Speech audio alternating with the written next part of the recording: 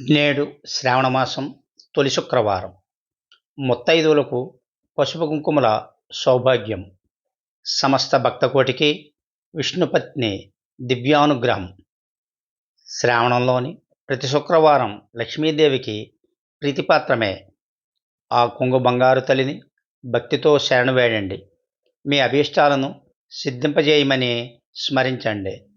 శ్రావణ శుక్రవార వేళ లక్ష్మీ దర్శనం శుభప్రదం. లక్ష్మీదేవి అనుగ్రహాన్ని పొందడం ఎంతో సులభతరం. ఎన్నో సులభతర సాధనాలు ఉన్నాయి. మీ ఇంటి ముంగిట చక్కని ముగ్గులు వేయండి.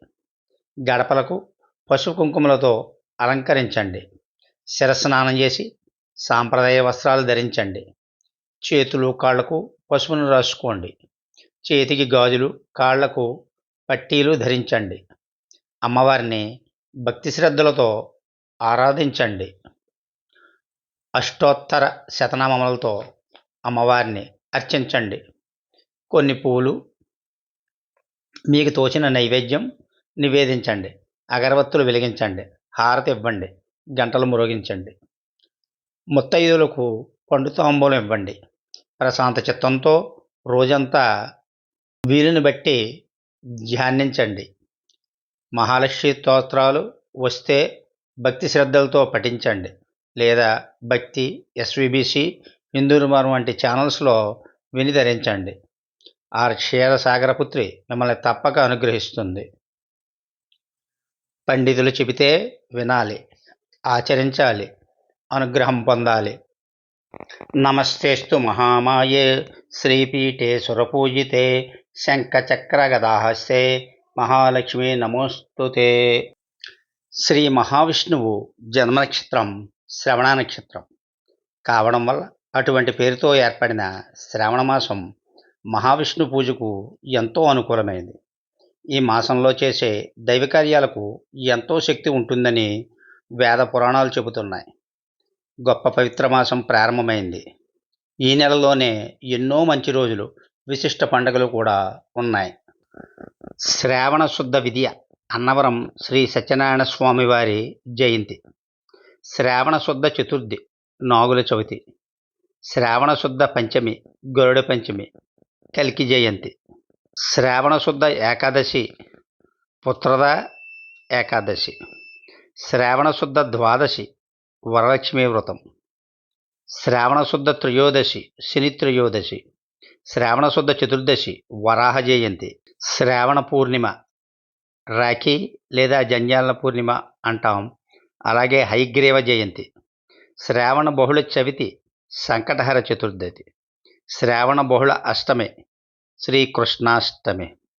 శ్రావణ బహుళ ఏకాదశి మతత్రయ ఏకాదశి. శ్రావణ బహుళ చతుర్దశి మాస శివరాత్రి.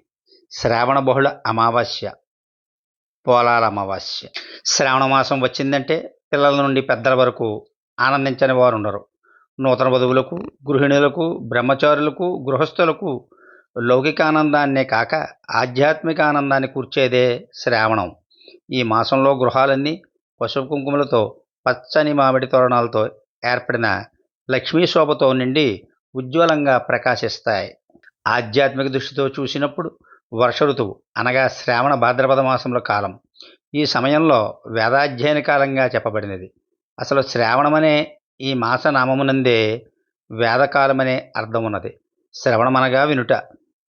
వేదము గ్రంథము వలె పఠనం చేసేది కాదు, విని నేర్వదగినది. దీనిని వినిపించేవాడు గురువు, విని నేర్చుకునేవారు శిష్యుడు. గృహిణి గృహముచ్యతే అని చెప్పినందున ఏ ఇంట్లో స్త్రీలు, గృహిణులు ఆనందంగా ఉంటారో ఆ గృహంలోని వారందరూ ఆనందంగానే ఉంటారు. శ్రావణం ఈ విధంగా సంతోషాన్ని కలిగిస్తుంది. వేదాధ్యయనం చేసేవానికి మోహం తొలగి బ్రహ్మస్వరూపం అర్థమవుతుందని రామాయణమునందు చెప్పబడింది. దీనిని బట్టి శ్రావణమాసం వేదాధ్యయన సమయమని త్రేతాయుగమునందే చెప్పబడినట్లు తెలుస్తున్నది. స్త్రీలకు వేద పఠనంతో సమానమైన లలితా సహస్రనామాది స్తోత్ర పఠనాలు, నోములు, వ్రతాలు మోహమును తొలగించి సౌభాగ్యమునిచ్చేవి. అందుచేతనే ఈ మాసం రాగానే నూతన వధువులు మంగళగౌరి వ్రతమును 5 సంవత్సరాల పాటు నిర్వహిస్తారు.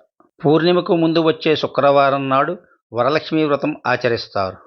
పూర్ణిమ నాడు ఆడపిల్లలందరూ తమ సోదరులకు రాఖీలు కట్టి వారితో సోదర ప్రేమను పంచుకుంటూ ఆనందానికి సంకేతంగా వారి నుండి బహుమతులను పొంది హృదయానందాన్ని పొందుతారు. ఇక శ్రావణ మాసంలో వచ్చే పర్వదినాలు. మంగళగౌరి వ్రతం. శ్రావణ మాసంలో చేయవలసిన వ్రతములలో మొదటిది మంగళగౌరి వ్రతం. ఈ నెలలో వచ్చే 4 మంగళవారాలలో మంగళగౌరిని పూజను చేస్తారు. పరమేశ్వరుడి అర్ధాంగి అయిన పార్వతికి మరో పేరు మంగళగౌరి. కొత్తగా పెళ్ళైన వాళ్ళు ఈ వ్రతాన్ని ఆచరిస్తారు. ఈ వ్రతాన్ని చేయడం వలన మహిళలకు సౌభాగ్యకరమైన 5వతనం కలకాలం నిలుస్తుందని ప్రగాఢ నమ్మకం. స్వయంగా శ్రీకృష్ణుడే ద్రౌపదికి వివరించినట్లు పురాణాలు చెబుతున్నాయి. వరలక్ష్మి వ్రతం. మహిళలకు ముఖ్యమైన వ్రతం వరలక్ష్మి వ్రతం. పూర్ణిమ ముందు వచ్చే శుక్రవారం నాడు ఆచరిస్తారు. ఆ రోజున పూజ చేసి అష్టలక్ష్మి పూజలకు సమానం అని ప్రతీతి. ఈ దేవతను ఆరాధిస్తే అష్టైశ్వర్యాలు కలుగుతాయని నాగ చతుర్థి. నాగ చతుర్థిని మన రాష్ట్రంలో నాగుల చవితి పండుగలాగా నాగపూజలు చేస్తారు. రోజంతా ఉపవాసం ఉండి పుట్ట వద్దకు వెళ్ళి పాలు పోసి నాగదేవతను పూజిస్తారు. ధూర్వ యుగ్న వ్రతం చేయడానికి కూడా విశేషమైన రోజు ఈ శుక్ల చవితే. శుక్ల ఏకాదశి, పుత్రద ఏకాదశి. శ్రావణ శుద్ధ ఏకాదశిని పుత్రద ఏకాదశి లేదా లలిత ఏకాదశి అంటారు. ఈ రోజున గొడుగును దానమిస్తే గొప్ప ప్రతిఫలం కలుగుతుంది. కృష్ణపక్ష అష్టమి, శ్రీకృష్ణాష్టమి. శ్రీ మహావిష్ణువు 8వ అవతారమే శ్రీకృష్ణావతారం. శ్రీకృష్ణ పరమాత్మ జన్మించిన పర్వదినమే ఈ శ్రీకృష్ణాష్టమి. ఈ రోజు ఉదయం ఉపవాసం ఉండి సాయంత్రం కృష్ణుడిని పూజించి నైవేద్యంగా పాలు పెరుగు వెన్నలను సమర్పించడం, అనంతరం ఉట్టిని కొట్టడం అనాదిగా వస్తున్న ఆచారం. కృష్ణపక్ష అమావాస్య. దీన్ని పోలాల అమావాస్య అని కూడా అంటారు. మహిళలు శ్రావణ మాసంలో కృష్ణపక్ష అమావాస్య రోజున జరుపుకుంటారు. సంతానాన్ని కోరుకునే గృహిణులు దీన్ని చేసుకోవాలని పెద్దలు చెబుతారు. కార్యక్రమంలో పోలాల అమావాస్య అన్న పేరు కాస్త పోలేరు అమావాస్యగా మారి పోలేరమ్మ అనే గ్రామదేవతలకు ఆరాధించే పర్వదినంగా మార్పు చెందింది. ఇది అనుసరించడం ద్వారా పిల్లలకు అకాల మృత్యు భయం తొలగిపోతుందని భావిస్తారు. శ్రావణ పూర్ణిమ. దీన్నే రాఖీ పూర్ణిమ అని కూడా అంటారు. అన్నదమ్ముల శ్రేయస్సును కోరుతూ అక్కా చెల్లెళ్ళు సోదరుల చేతికి రాఖీ కట్టే పండుగే రాఖీ పూర్ణిమ. పూర్ణిమ. హయగ్రీవ జయంతి. ఈ రోజునే శ్రీ మహావిష్ణువు వేదాలను రక్షించడానికి హయగ్రీవ అవతారం ధరించినట్లు పురాణాలు చెబుతున్నాయి. హయగ్రీవుడిని పూజించి శనగలు ఉలవలతో గుగ్గిళ్ళు చేసి నైవేద్యం సమర్పించడం సర్వశ్రేష్టం. పవిత్రమైన ఈ శ్రావణ మాసాన్ని మనందరం ఆచరించి